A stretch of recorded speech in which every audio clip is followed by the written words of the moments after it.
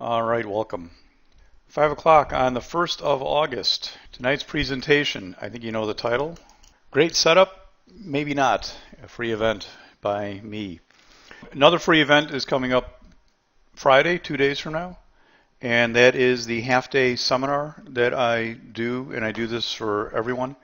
The seminar program starts on Saturday. Every 6 to 8 weeks, I repeat the three main classes. This time also has the fourth one in it. And the Friday before is the first half-day class. That's for all the paid people, and I also open it up to everybody if you want to come get it. It's just basic information, of course. You're not going to learn rocket science, but you can get a feel for what I teach, and also the fact that these are things that I think are important to get out of the way. Some of these topics I don't want to take the time during the class to do it. So Friday, 12:30, you'll get an invite for that over the next day or two. And if you're a member, if you're here, you don't need to become a member again. You just need to wait until Friday morning. You'll get an invite to that event. Okay. This is what I told you to think about while I was waiting to come on the mic there. The vast majority of traders fail at trading. When I explain a proven concept, frequently someone will say, that is counterintuitive. And if you put those two together, all of a sudden things make sense. It's why a lot of people fail, because the gut, the natural reaction is wrong. And that's why so many people fail. Trading is not intuitive. It's actually quite counterintuitive. You have to think outside the box, but of course, outside of the box is a relative term. To me, it's thinking inside the box, but for most people, when you come to trading, it means you have to think kind of outside the box. I want to provide some good information tonight, both in terms of actual technical things, and then also I always try and get across a bigger concept, because as you know, I think you all understand, I'm not here trying to teach all the content of my seminars in free events, because that wouldn't work. It's not the goal. And I even want to be careful not to get too far down the topic, because a little information can be damaging. But I do want to give you some good technical concepts, but I also want to get across some bigger picture ideas that I think are what cause a lot of people to fail. So let's get right to it here. I sent a lesson to everybody that's a member of DTS. I sent them all a lesson from the other day. Just a little side benefit of being signed up here. And I said in the lesson I would review it a little bit more tonight. I do want to go into a little bit more technical detail. What I want you to remember, though, is that this is an example of a concept of a problem. It's not the problem. It's not like this exact chart is what everybody does wrong. It's not that everybody does things wrong. It's not any one thing. It's a variety of things. It's getting everything locked down. It's getting a structure. It's getting an understanding of what's going on. So let's take a look at. Did some of you get this? Did some of you actually see this, read it, look at it? Yes, no? Because if you're here, unless you just signed up the last couple of days as a member, if you've been a member for more than a couple of days, you should have received this in your email. I don't know, 3-4 days ago. Did some of you get this? Somebody? Okay, you did. All right. Well, at least it went out then. Well, you got it. Okay, check your email. You should have got it. You should have received it, if I speak properly. This is Rost, and it was just from 3-4 days ago. This is the Rost daily chart. Rost is a stock symbol. It's for Rost stores. Daily chart, and on this particular day, sometime, mid-morning, this is actually kind of a green bar. When I captured this chart, it was at close, so it turned a little red, but it was kind of a green bar. And it was what most people would consider to be a breakout on the daily chart. And I'm not faulting the daily chart. Daily chart looks okay. This is a question I frequently get. It's from a chart on Thursday. So it was last week, Thursday, so it was 4 trading days ago. Based on the daily 15-minute chart, 5-minute chart. Daily had a breakout, and the bar was actually green at the time. And here comes the pullback in the 15-minute chart. And the question arises, hey, what a great setup. And there are some very strong pluses about this. And if you have any comments you'd like to make along the way, feel free. But here is the argument, if you will, the bullish rationale to say time to get long Rost. It was a daily chart breakout, number one up here. Okay, again, I don't know how you find a breakout necessarily, but daily chart went to new highs, all-time highs probably. The 15-minute chart had a strong move higher, and then on a wide bar, which is a bullish event, and then it pulled back. The last 15-minute green bar engulfed the prior red bar. Super strong stock on a modest pullback. What could possibly go wrong? Anybody have any comments? I don't want to spend a lot of time, pecking at you for answers, because I want to get through everything in the hour. But anybody have any comment? Because this is not something. This is not an after-the-fact analysis. Yeah. So go long right there. and this is not an after the fact analysis. There's some people here, I'm sure, that are in the room with me, and this came up in the room. And here's the 5-minute chart. The 5-minute chart put in a bottoming tail, started to move higher. Boom, boom, boom, boom. All these are valid comments. My answer was an absolute astounding no. My answer was no. No, no, no, no, no, no, no. Well, you're seeing other charts. You're seeing all the charts here. I mean, this is all you need to make your decision. Let me go back. There's the daily chart. There we are there. And again, it was actually green at the time. There's your 15-minute chart. Here's your 5-minute chart pullback. Okay? Well, we took out the prior red bar. I mean, so that was met. Why the big astounding no? To me, this is one of the things that I'm really big on, and sometimes it's not always the right answer, but to me this is a very low odds trade. Yeah, you call it a vacuum below, I mean that's fine, but this is the chart to me that matters, and this is, you know, the actual teaching of today is this hourly chart. The hourly chart is always your chart of reference, it's your framework, it's your structure when you're intraday trading. And when you're swing core trading, it's typically the weekly or the monthly chart, depends what time frame you're on exactly. But the hourly chart always has to fit the mold that you want. It has to have the parameters that you want. It has to have everything you want to see. And this here has the problem of not having any of the proper retracement levels. Well, OT, what I'm saying is that I said no to this trade, and that I would never do this because I personally would never do it because I can't. I just can't do it.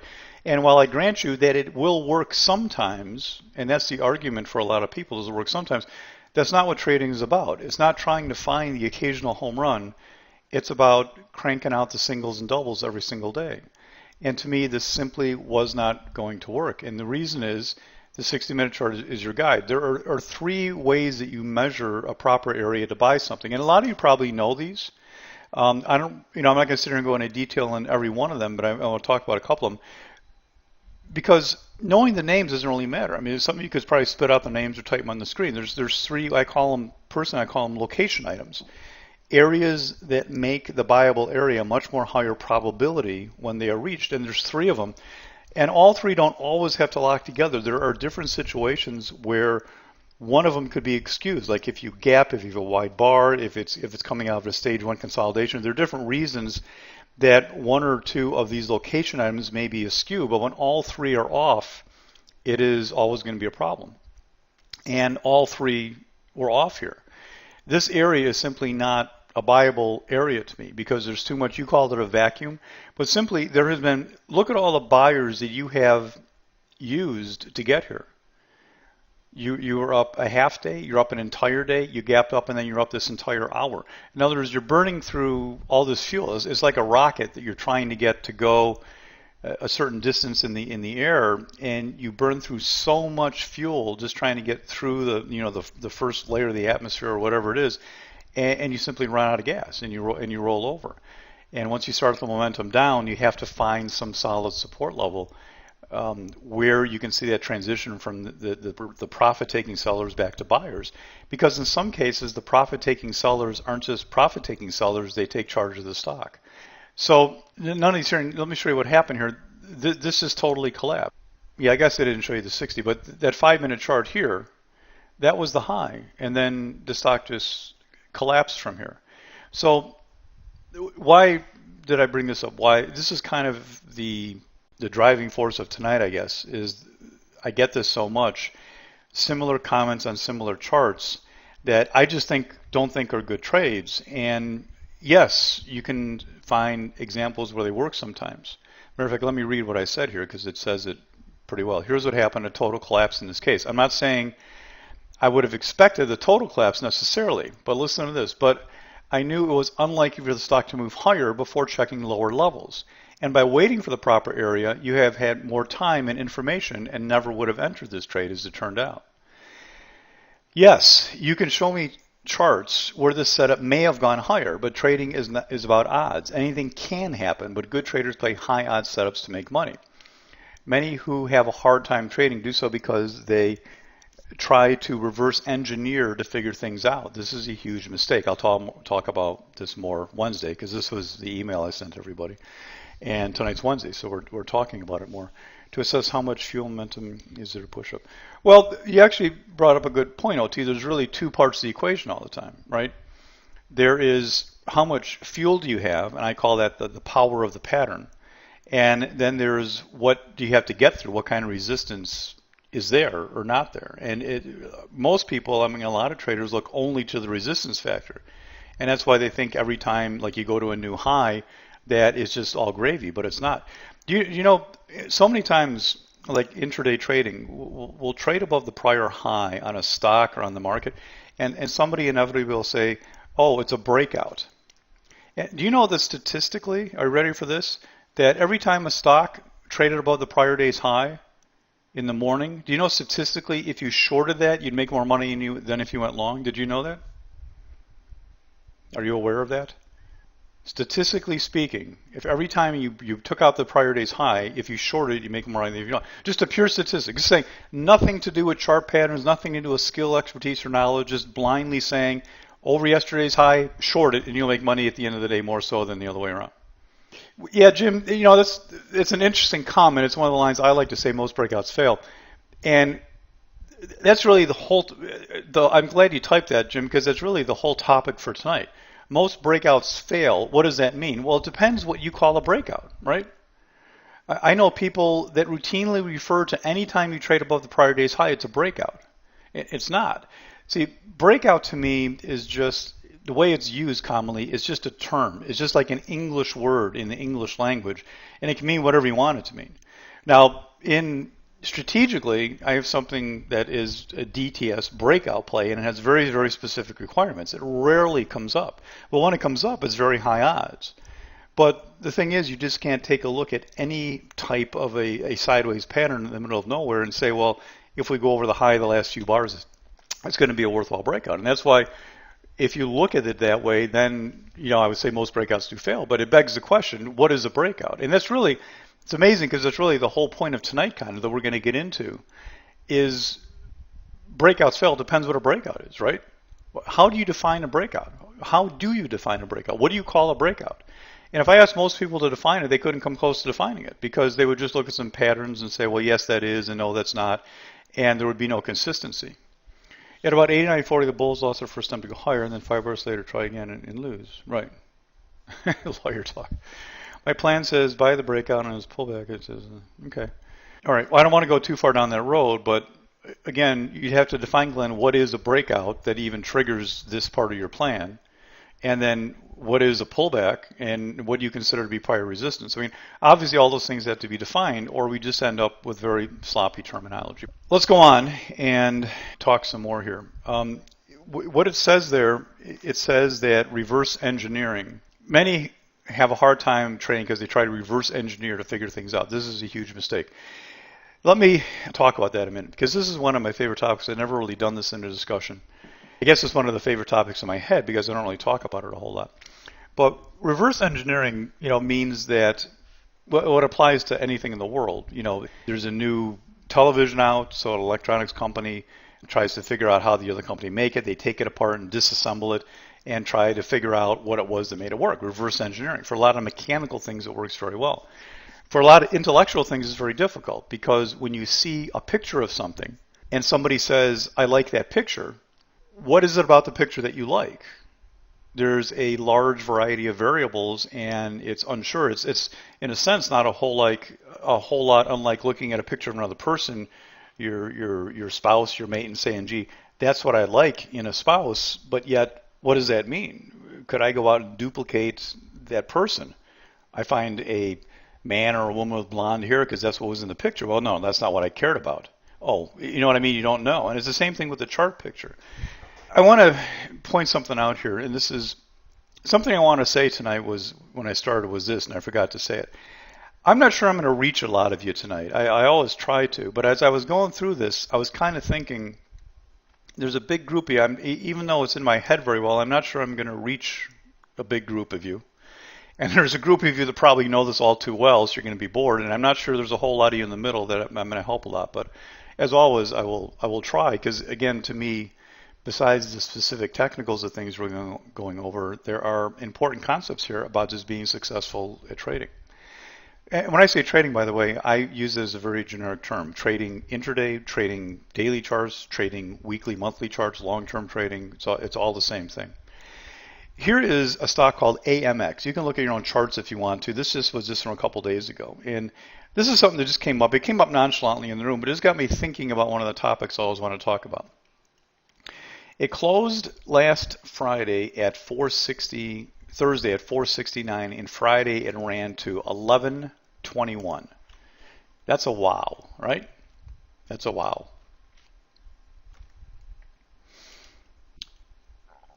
Monday, it gapped up and ran to $20. So that's from $4 to $20 essentially in 2 days. That's a super wow. And what a lot of people do is they'll look at the, okay, yeah, I wasn't watching it. This is just something I looked at after the fact. But what a lot of people will do is they will, to learn how to trade, they will go look like at the high of the day list at the end of the day or the big movers for the day, right? A lot of people have it on their screen, big movers up and down. And then they'll go back and say, okay, here's a stock that really moved a lot. How do I get into that? And that's what reverse engineering would be in trading, right? Yes, I want to capture moves like this. I want to take a stock that goes from 4 to 20 in 2 days, and I want to make money on that. Okay, so what do I need to do that? Well, why did the stock move this much? Well, here's a blurb, blah, blah, blah, blah, blah. It's in the waste management business. It's AWX. Am I saying it? So I'm saying it wrong. Did I type it right? I mean, is it on the screen right? Yeah, it's AWX. You're right. Yeah, that's typo there. It's AWX. Thank you. If you're looking it up on your own charts, guys, it's AWX. So blah, blah, blah, blah, blah. Why did it move so much? It's in the garbage business. That must be the secret. I got to find stocks in the garbage industry. Probably that has something to do with all the politics going on these days. There's a lot of garbage floating around out there, so garbage companies are thriving. No, wait a minute. Maybe it's not garbage. Maybe it's the fact that another company tried to invest in them. Maybe that's a secret, right? I should scan for news, for stories of stocks, for companies that are being invested in by other bigger companies. That's where I'll find big moves like this. Or what if I just look for the chart? Here is the weekly chart of this stock over the last year and a half. So I guess I want to look for weekly charts that look like this. Does this sound like the secret here? Find weekly charts that look like this. Do you know how many weekly charts look like this? You have any idea how many weekly charts look like that, guys? Thousands. No, thousands. Thousands. You know why? There are 18,000 stocks in the stock market. Yeah, well, that's true, OT. Only one does. AWX is like a fingerprint. But generally speaking, flatlined, dead weekly charts, there are thousands because there are 18,000 stocks in the stock market. Only about 2,000 are, relatively tradable. Maybe another 1,000 you could push it and take long term. They're doing maybe 100,000 shares a day. And the rest of the market, 15, 14,000 stocks are doing, I don't know exactly the number, but sub 50,000. Some of them are doing like no volume. Some of them are private, some are private companies. Some are just these stocks that are forgotten about, nobody cares about. And they're going along like this for years. And all of a sudden one day some company says, we need our own garbage company. Who's out there? Well, there's these 22 garbage companies. They're all like almost out of business. Well, let's go buy this one. There you go. But does this sound like a winning formula to reproduce? That's what I'm trying to get at, guys. Is this a winning formula? Like to go look for weekly charts like this and to try and find that? Well, maybe the secret is you find all these weekly charts and you keep a few hundred of them on your screen and every day you look. And then when it closes at the high of the day, that must be the secret, right? When it closes at the high, then you get in. Right? Because that's the secret. But of course, you would have had to known not to have tried to trade it this time and this time and this time, because every time it popped on those days, what happened? It got killed. So you would have lost once, you would have lost twice, you would have lost 3 times, and this time you would have had to known to hang on somehow. I don't know how you would have known that exactly. Another interesting point is, and another big clue here is if you did do this and you got in, you got hurt, you got in, you got hurt, you got in, you got hurt, and you got in, what happens to you guys when you start to make money on this trade? If you traded the stock 2-3 times and lost money on it, what happens to you when you start to make profit on this one? What happens when you start to make profit, everybody? Right. Do you ever get this mentality, whether you're day trading or swing trading, whatever it is? Right. I'm gonna close my eyes a minute. What you do is you get in a trade and it doesn't work, so you stop out. Okay. And you get in a trade and you're thinking, okay, I'm taking these, these really tight bases, and when one of these moves is going to be a home run, right? That's what you're saying. When one of them moves, it's going to be a home run, like this one was.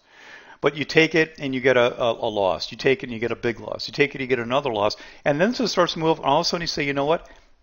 Boy, this is doing really well. If I sell it now, I'll be almost what? Because I lost those first couple times. If I sell it up here now, I'll be what? Almost break even. And I'm going to be happy. I'll be happy to get back my losses, Craig. Exactly. I'll be happy. And that's what people do. And most people end up in a plan, literally, where their goal is to break even. Because the constant process of going for the home runs where you lose, and then you get a winner, the winner you sell because you don't have the guts, the stamina, the confidence to hang on to make the big money out of it. So if you lose 3 times, I'm not sure I know a person on planet Earth that would know to hang on to this, right?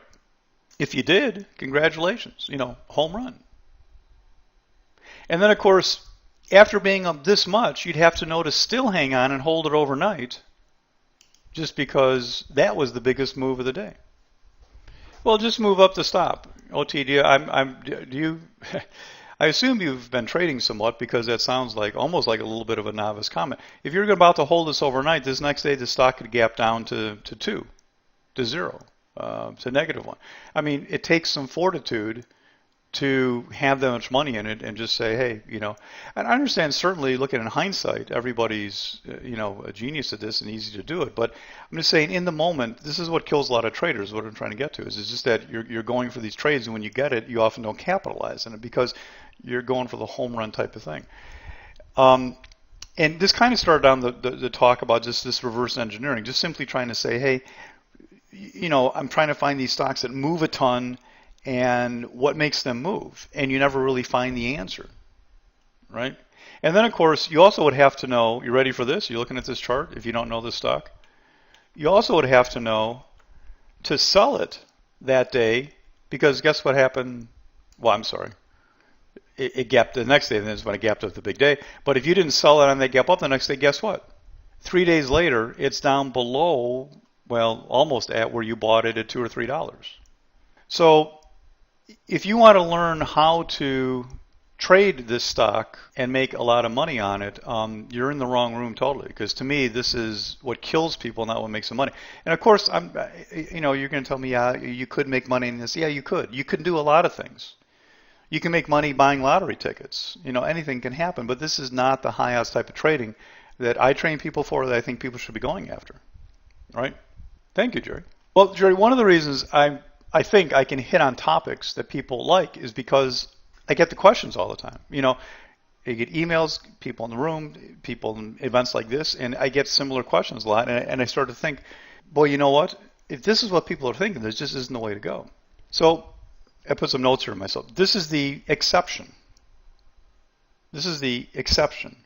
It's the winning lottery ticket. When someone does get it, they are so beaten up with failures, they sell it too soon. You can't do it like that. Singles. If you don't get the irony of this chart, you're probably not really trading yet. But it's one of the biggest reasons for failures. Yeah, that's what I talked about. I mean, that's what I was saying, Frank, if you just tuned in, was that, if you said, oh, I know to buy that, well, why didn't you buy this one? Why didn't you buy this one? Why didn't you buy that? In other words, there were 3 failures, I would call it, before the real one. So anyways, enough of this. The point is that how does this help you? By looking at these crazy stocks, how does this help you? Good playing, reverse engineering, probably not. Every day there are a bunch of stocks that close at the high and have big moves, right?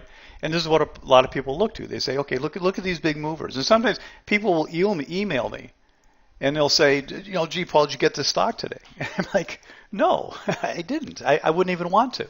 Now, there are a lot of stocks that have good moves that I play, that we play, that are gappers, that are things, but these things that just come out of the woodwork and have these explosive moves, for the most part, I don't care about them. Let me ask you, if you're sitting there during the day and just this nothing stock, and maybe you're monitoring a high of the day list, you're monitoring a news feed, and all of a sudden this $5 stock spikes up to $5.50 and takes out the high for the last 2 months. and it's on some kind of big news is just released. They just invented the blah, blah, blah. The stock's up 10% in 7 minutes. What do? You go long? Do you short it? There's absolutely no frame of reference. Whatever your answer is, it's obviously a complete guess, right? You have no reference points. You have no idea what's going on or anything like that. Sure, you can just take a guess and say, oh, gee, it must be going higher, must be going lower. I'll short it, I'll go long, whatever it is. But every time you see a stock that had this really nice move that went well, there are 10 stocks that look like that stock earlier in the day that all fell apart and collapsed, right? You agree? So you get a 5-minute buy signal and it goes up and retests the high and then collapses. I mean, I know we want to use certain tools, and I'm just saying the major power pattern that we want to take, that we want to be looking at, that we want to play, has to be something that you have reference points, something that you can do. Theoretically, you could reverse engineer if you wanted to. It would take years, though. It would take decades. And you have to remember something, that the majority of these big moves are not things that are reproducible, quantifiable. They're just random events. They're just things that happen, right? If all of a sudden, something happens and a stock just takes off, and like I said, it's up 10%. Well, you're not in the first move because you weren't there, and now the stock's up 10%. What do? Now, naturally, I know we can monitor the buying and selling and see if it's still going to get more buying or more selling, but you're really going to start going long a stock that just moved more in the last 2 hours than it has in the last year? They're very, very difficult decisions, and it's simply not high odds trading. At some point, you're crossing the line, in my mind at least, from controlled odds to just a gambling situation. Would some of you agree with that? At some point, it's no longer controllable odds. It's just kind of a gambling thing. It's okay, this stock had this big move. I think it's still going higher. I think it's going lower. You just don't know, and you just can't tell. How do you play a news event like that? You don't. You don't. It's not what I look for. It's not what I try and do. Now, I think you could probably make a career out of almost anything if you work at it. I'm not saying that nobody could do that. For example, even playing these crazy stocks is something that I did this on paper. I never did this for real, but people sometimes talk about taking these stocks that go down to, $1, and a lot of them bounce back and become big winners, but very few of them do. And I think you can make a career out of that, but you have to be very firm, really study the situation, and really have a plan that you follow. You can't just all of a sudden pick a stock and think, okay, this one's going to go from $1 to $10 this year.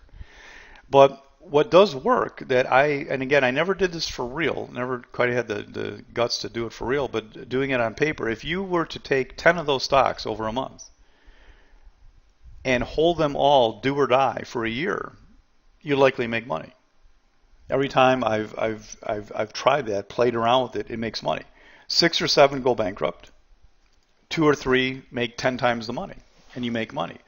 But you have to have a plan and understand exactly what you're doing, what ones you're going to take, and you have to make the decision to hold these all for 12 months period. Doesn't matter how much money you're up, you got to hold them, because it's the big winners that have to carry you through. And again, what most people do, take the 6 losses, get wiped out, and then the 2 big winners they'll take minimal profits on, and they'll be losing a little bit of money, and they'll walk away from that because that's the best they can do. So the big concept is that you have to plan exactly what it is that you want to do and find a valid strategical concept that's reproducible. I'm going to get to that here in just a second. Another very common question that I get, and it's along the same areas. Pullback on a really strong stock. Anything wrong with playing a strong stock? No. Anything wrong with the pullback? No. Put the two together in too extreme of a pattern, though, and it's one of the biggest things I talk about never doing. You don't ever try, and there's a rule for this. I'll tell you this rule. We call it simply not buying the first pullback after a climactic. I mean, when you go off the chart nuts, the pullback never gets bought. You look at any of these stocks that go from 2 to 40. Now, if you get them on the way up the first time, that's good. That's where I want to be. I want to be the guy trying to, get something on the way up on 1 or 2 of these days. That's great. But the pullback from these never, ever, ever works. They just don't. I'm talking about stocks that go from 2 to 50 or whatever numbers you want to pick. And again, one of the most common questions, whether it's by email or somebody in the room, whatever it is, oh, buy set up here. If it would just get back, right? If it would just get back to the prior high, I'd make $1 billion. Well, if it would just get back to the prior high, the chances of that happening are less than the chances of being struck by lightning twice sitting in your living room. These never, ever happen. By the way, that's Riot. A lot of you probably know Riot because this was big talk. Riot on the pullback. Got to get Riot. And no, it's just down to zero again. It's just what they continuously do.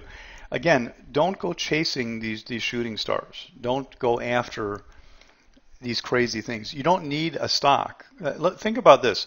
Why do you need a stock to go from 2 to 10 to make your living? You can make all the money you need with a stock that drops 30 cents, a stock that rallies 40 cents. That's all you need to make your living. You don't have to go crazy. What you need is a structured plan and a very tight framework to operate in, if that's the right words. A tight framework, or very simply a very controlled strategy where going from point A to point B makes you so much money. The continuous singles. Let me give you another one in the same topic here, and that is what I call the cookie cutter patterns. What are cookie cutter patterns? I use that term a lot, cookie cutter. Again, I think this is one of the flaws for a lot of people, is that it's these very, very simple patterns that you've all heard before probably, right? Yeah, it's some kind of a Bitcoin stock, yeah. Right, exactly, Glenn. Here they all are. Head and shoulders pattern, cup and handle pattern, double tops and bottoms, triangles. There's probably 7 types of triangles. I only learned one when I was in school, but apparently there's 7 types of triangles. Flags, pennants, all these patterns. What's the problem with these patterns? The problem with these patterns it's not that there's some validity to them. Right, Glenn, it's a great point. This is exactly what I'm going to get to. As a matter of fact, let me show you the next slide here. Let's take a look at a flag pattern, right? Here's a flag pattern. It's bullish. Why? Because flag patterns are bullish. If you see this pattern, it's going higher, right? Well, this is all these. I don't know where, but I copy these off some technical analysis site that teaches you how to trade by understanding these patterns. And well, here's a beautiful flag pattern. Isn't that exactly what's being shown there? That's exactly what's being shown there, man. That's a real chart. That's exactly what's being shown, right? And yet I could have told you that one wasn't going to work. Now, they all work unless they don't, right? Now, part of this is who cares? You can always find a chart to make your point, and I can always find a chart to prove you're wrong. All that is irrelevant, right? It's not the risk to reward that's the issue. It's that there's no details surrounding this. These are just like, these cookie cutter patterns. They don't have the detail necessary to describe a trade. In other words, even people who trade head and shoulders, you show them a bunch of head and shoulder patterns that don't work, and they say, well, that didn't really meet the requirements. Well, what are the requirements? Well, it just didn't look right. There is not any specificity to any of these. See, all the things that matter a whole lot more are where these patterns are occurring. And ascending, descending doesn't necessarily matter. It depends where it's occurring in the bigger picture of things and what happened before, during, and after. It's the whole thing that I call the language of charts. And what is the probability of success of each pattern? The probability of success? Well, Frank, that's always a meaningless comment because you have to define what the pattern is. And that's the whole thing that I'm kind of getting to. I knew I was going to stumble through this a little bit because the topic it's difficult to explain. But the whole thing is, how can you measure the success of a pattern unless you can define exactly what the pattern is? Does that make sense? It's silly for people to ask about the success of any pattern when no two people on Earth can come close to agreeing what the pattern even is. What do you mean the pattern that occurs most often? You mean out of these ones I just showed you? You mean out of these? Well, I don't even know because I don't use these, TJ. See, I don't use these. These are the cookie cutter patterns. These are the ones you find when you get a box of Cracker Jacks and you open up that little toy at the bottom and it says your technical analysis book of trading. This is what's in there. And again, I'm not mocking them in a sense. There's some validity to these, but it's simply not enough information. Yeah, I mean, and again, to say which is the most frequent pattern, I don't even know because, again, it depends how you want to actually define those, right? It depends how you want to define what they are, and it's meaningless. I mean, none of these matter because you need to see what's going on kind of everywhere. Micro double top or double. We see, to me, also a double top or double bottom isn't even a strategy. It's an occurrence. It's an after the fact event. Because how do you trade a double top? When does it become a double top? At some point, you can say it's definitely a double top, but at the time it's a double top. In other words, it's one of my favorite little things here, right? You're cruising along, follow along with me, and all of a sudden, boom, you start to stall at this high, right? Well, when is it a double top, TJ? As soon as you trade down 1 penny from the prior high? A dime? 30 cents? 1%? When is it a double top? And what if I went 10 cents above the prior high? Does that disqualify it from being a double top, TJ? What if I stopped 10 cents before the prior high? Does that disqualify it? And do you know that if you look, I mean, virtually every time in an uptrend, look at all these moves in uptrends. Every time in an uptrend, you will typically stall and then go higher.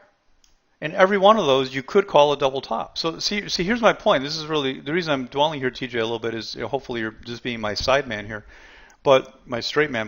But see what I'm saying? When is it a double top? It has to be explicitly defined. Because otherwise, you know what you're doing? You're just shorting an uptrend. And that's why I say, right, now you see, this is a good example because I don't use the term double top because to me it's an after the fact thing. You look back and the chart's down here and you go, oh, guess what that was? That was a double top up there. Okay. Well, when did you know it? Well, technically you don't know it until you break this low. And then guess what? You can't short at that point because it's too far gone. You see what I'm saying? There's this little catch-22, right, TJ? That at the more and more sure you are it's becoming a double top, the further you're getting away from a good entry. And the more you want the good entry, the more likely you're going to be wrong. You see what I'm saying? Now, what I teach a pattern called a retest and failure pattern that has extremely specific criteria about when you would do it, when you wouldn't do it. And you know what, too? It isn't just a matter of this area of the chart. That's the big problem, TJ. I would never, ever short a double top like that, or I'd call a retest and failure, that's just hanging in the middle of an uptrend. It depends on the rest of the chart. There's times where you will come in and your definition of when you can short that changes based on the other surrounding factors on the chart. There's times I would never do it, and there's times I'd be extremely aggressive doing it. Does all that make sense, everybody? It's a great, I'm glad you asked that, because that's exactly the point I'm getting to, right? Just to say, oh, double top. Well, what's a double top? And what it turns out to be is anytime the stock drops, the person says, oh, that was a double top. And anytime it doesn't drop, they say, oh, well, that wasn't a double top. Well, what's your criteria? Does that make sense, everybody, what I'm saying? And this is what I mean about extremely specific criteria that define everything you're about to do. That you can look back an hour later, if it's a day trade, and say, I screwed that up. I didn't do that right because here's what I'm supposed to do and I did it wrong. Or you can look back and say, yeah, I did that perfect. It worked, it didn't work, but I know statistically that if I keep doing it like that and I keep following up and looking at it, that will work the vast majority of the time because I made sure it's going to drop before I got in it. And that is, in a sense, the whole difference. And that's what I mean by these cookie cutter patterns. These cookie cutter patterns don't come close to doing that. If you want an English version of it, if you just want to take this to just normal English language, it's like this difference right here. Oh, wait a minute, I have another slide here. Trading is about odds, but you can't even discuss odds unless you can identify the pattern that you're discussing, right? Trading will never be 100% objective. Repeat, trading will never be 100% objective. It cannot be and never will be. Those of you looking for that, it'll never exist. But when you first come to trading, investing, typically people are 100% subjective, right? I just don't think that can go lower. I don't think that can go higher. And our goal is to become as objective as we possibly can. But when it comes down to the final strokes, there's always going to be some subjectivity involved. There's always going to be some subjectivity. And that's where your skill and experience come in. But in order to even be able to use skill and experience or any subjectivity whatsoever, you have to be operating in an objective framework that's objective to that 95 percentile. Does that make sense? I had to use that language. I'm sorry. I'm not trying to speak blobbity-gook, but that's the only way I know how to say it. Does that make sense, what I just said? Yeah, it's true. Everything's subjective. Yeah, right, F. Thomas, exactly, right. That's why you've heard me talk about reward to risk, probably. I mean, the whole reward to risk conversation is such a silly thing. The whole thing is so silly. And again, when you have somebody telling you, well, your trade must have a 3-to-1 reward, I mean, maybe they have some style they're talking about. In general, it's just not the way things are. It's not the relevant thing. Of course, I want a play to be able to have a large distance to move and have a focal area of working or not working fairly small. Of course. But if I told you statistically a trade had an 85% chance of making a 1-to-1, would you take it or not? Would you pass it because it's not 3-to-1? See, all that revolves around the chance of getting there in the first place and, a whole lot of things. So it's just silly to revert your whole trading style back to a number like that, right? Absolutely no fundamentals of stock whatsoever. Absolutely no fun. It's 100% charts technical analysis. I used to be 100% technical, and then as I got smarter over the last 17 years, I became 110% technical. What makes a flag? If that is a trade view, what makes a flag pattern? What is it? Or head and shoulders specifically, what is it? Can you send me a paragraph that distinguishes two different patterns that look kind of like head and shoulders and tell me why one is and one isn't? See, that's what I can do in what I teach. Now naturally, like I said, we're never 100% objective. You can't reach that level. But I can very specifically, like, go back to, before we get to these cars here, go back to here. I am so specific that I could say to somebody, no, that is not a trade for me. No way, no how, never. And again, this is not after the fact. This is a live thing going on in the room the day we talked about it, right? It's not just looking back afterwards and saying, well, gee, here's why it didn't work. It's in the middle of the battle saying, no, that's not going to happen. It's just like being this. There's a whole clause full of cookie cut patterns. It's not that they don't exist. It's not that they can't work. And it's not that they don't have some value. It's that they are not precise enough to make money. In other words, in English, somebody gets away from a bank robbery. Officer, he was driving a car. I think it was black. It probably had 4 wheels. That's kind of like what head and shoulders pattern is. Or, officer, he was driving a 2018 Dodge Challenger Hellcat wide body with a 707 horsepower engine, 20-inch devil rim wheels, and a Pirelli P0 tires. This is what your trading has to look like on the right. That's what it has to be. Where two people could look and distinguish two different charts and say, yes, I see what you're looking at. That's good, that's not good. It's tough, guys, sometimes in trading because anything can work. And it's like kid in the candy store. A lot of people are drawn to the flashy things. And remember, the opening slide I showed you, right? Most people don't make it. So you got to think a little differently. Don't get drawn to the flashy things. The guy that's dangling the little flashy coin in front of you, you got to kind of stay away from it. You got to stay structured and say, no, you know what? Here's what I know. Here's what I do. Let me give you something to think about. Before go to the next slide here. There are a lot of times where if I'm looking at a stock that's gapping in the morning, and let's say the stock's gapping up, and it's a questionable gap. It's something that I think it's going higher, but I'm not real sure. Would you rather go long as it starts to move up or let it go up and short it later in the day? Which would you rather do? Just theoretically. I know this is a very vague question, but it's supposed to be vague because it's a theoretical answer. The stock is gapping up. You think it's probably higher, but you just don't love it. Would you rather kind of go long early and catch the move up or let it hit a top and short it? If there's any clue, my answer is probably going to surprise you. The reason for my answer, I bet you nobody will get. I would rather let the stock run and find the short. Why? It's not for any of the reasons that you've done. Yeah, if they, well, theoretically and usually, yes, stocks fall faster than they rally, but on a gap up, that's not always true. But I'm not even going to wait for the answers because you're not going to get this. When you gap up, boom, here's your prior chart pattern. You gap up and you start to trade. What reference points do I have? 5, 10 minutes. What reference points do I have? I have nothing. I have nothing. Yeah, yesterday's no help. It's 4 miles below me, right? I have nothing. The opening price isn't even relevant on a gap. There's not support or resistance. I have a couple of bars heading higher. Do I have any clue what's going to happen? 30. That's not going to help me either. It's still going to be a limited reference point. I mean, the stock could start to move up and just drop right off the chart. It wouldn't surprise me. I have no idea. When you go along a gap, it's because you trust the gap, not because of the pattern. And if you don't trust the gap, there is really no pattern that's going to have you very well convinced. But here's the thing. What I'd rather do is if it runs up and then at lunch, all of a sudden it starts to do something, guess what? How many reference points do I have now? Yeah, pre-market. I don't even use pre-market. It's worthless to me, anyhow. But you see, when it runs up, guess what? Now I've seen the stock trade for 3 hours. I've seen the high of the day. I've seen the retest of the high. Right, I see if it's running. In other words, I can make some more intelligent decisions, right?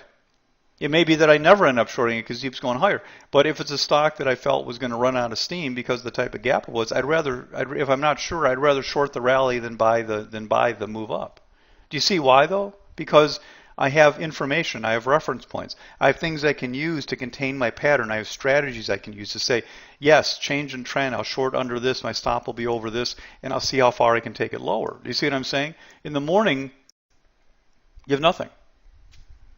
You have the gap in the prior look at the daily chart to hope you know what you're doing. But so it's much more difficult. And I don't know if that was helpful or not saying that. For some reason I thought it would be when I decided to say it, but that's how I look at it.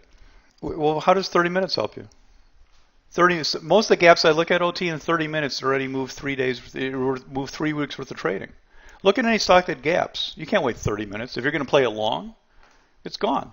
The good gaps are gone in 30 minutes. Their entire move is done in 25, 30 minutes, everything.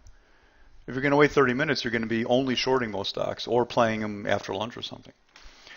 But here is what that point leads into.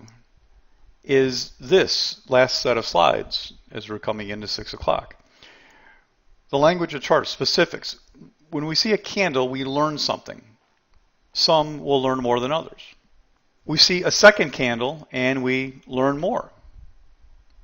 Right? Sometimes 2 candles can tell us a lot if they're very, very specific candles.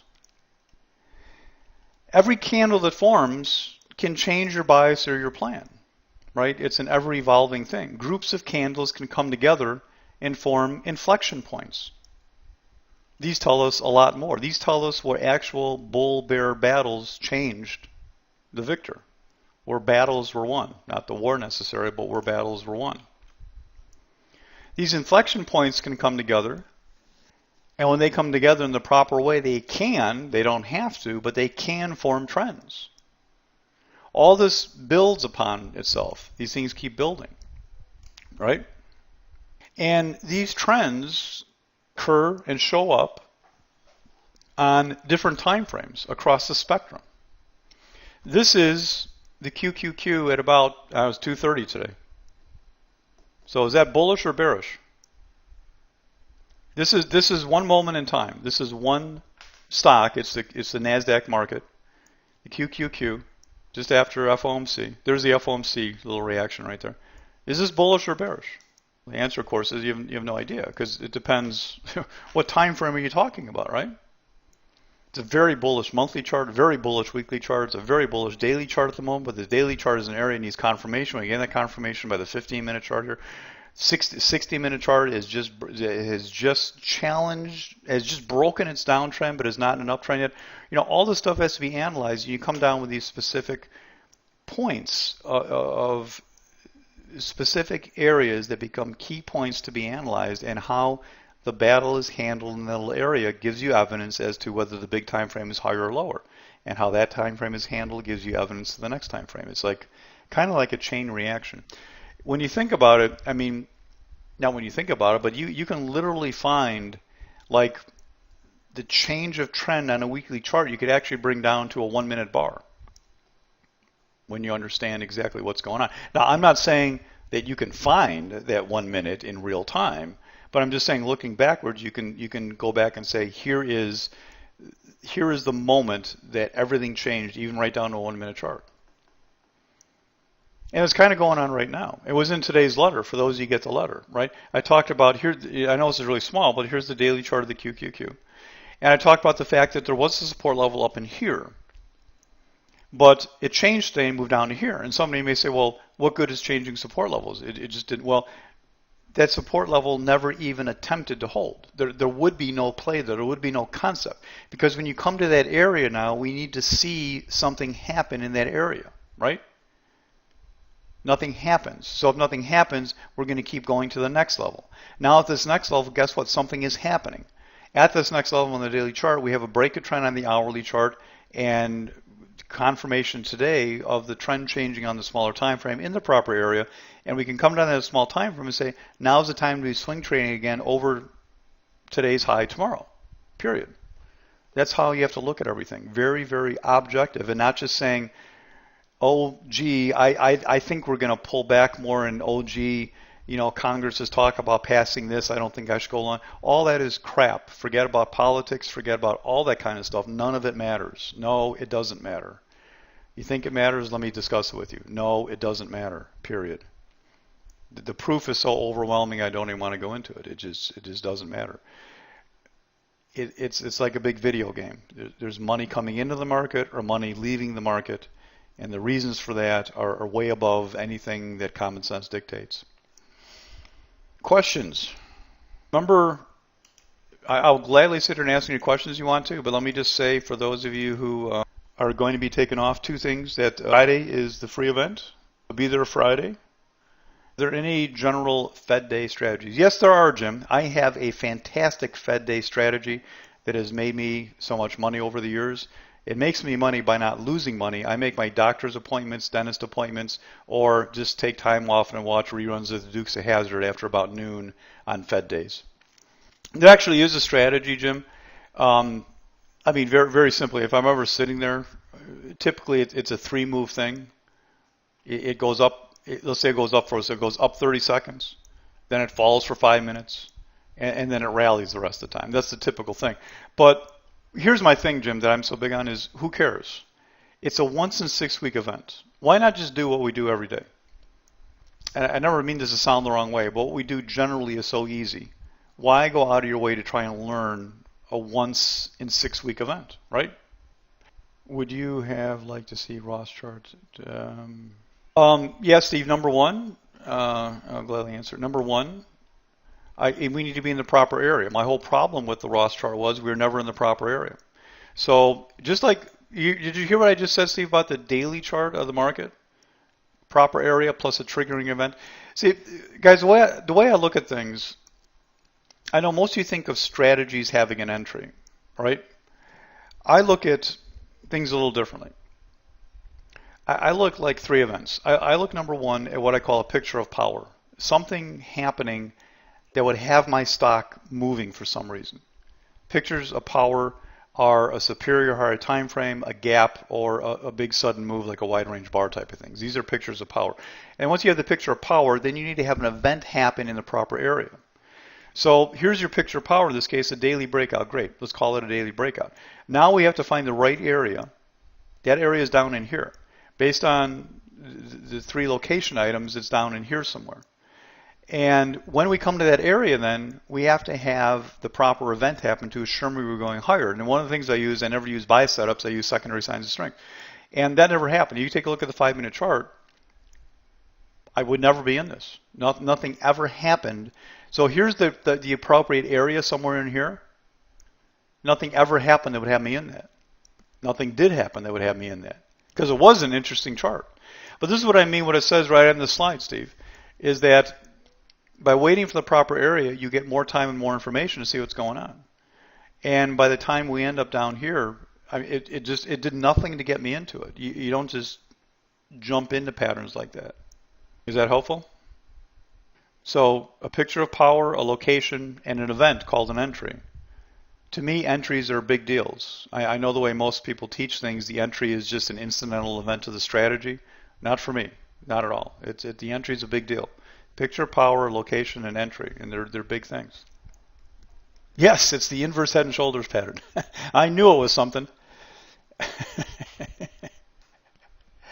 It's the reverted side swiper Heimlich procedure pattern. Good question. Other questions? I'm always amazed you guys don't have a ton of questions. I will gladly sit here if you want.